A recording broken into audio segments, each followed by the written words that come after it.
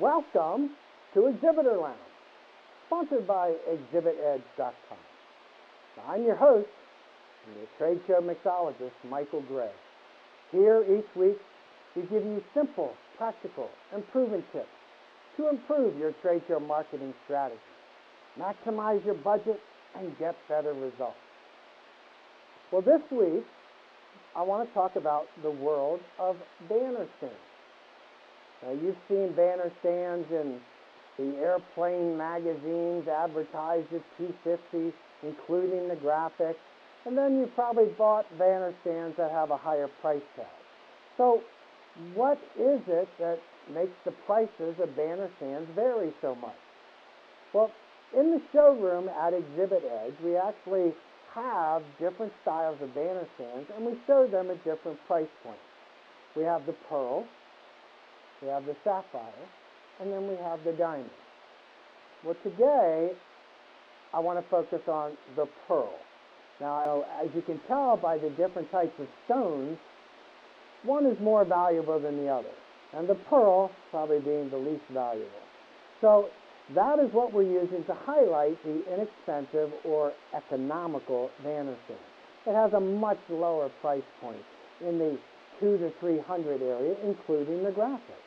So what makes this still usable as a great banner stand, but what makes this the economical price point?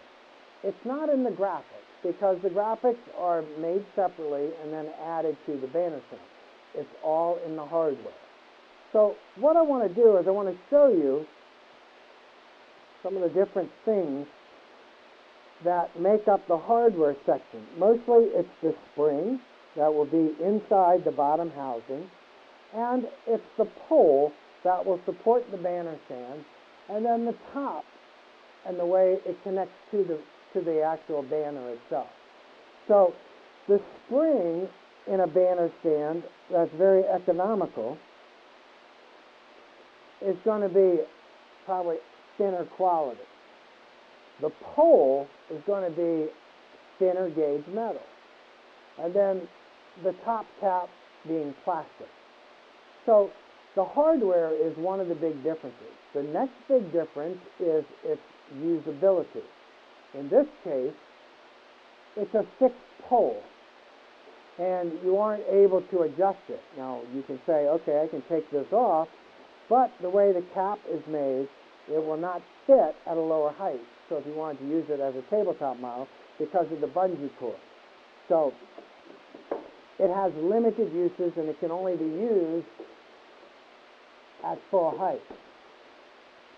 Some of the things that we note when you're looking at the features is it is simple, reasonable value, variable width banner stand.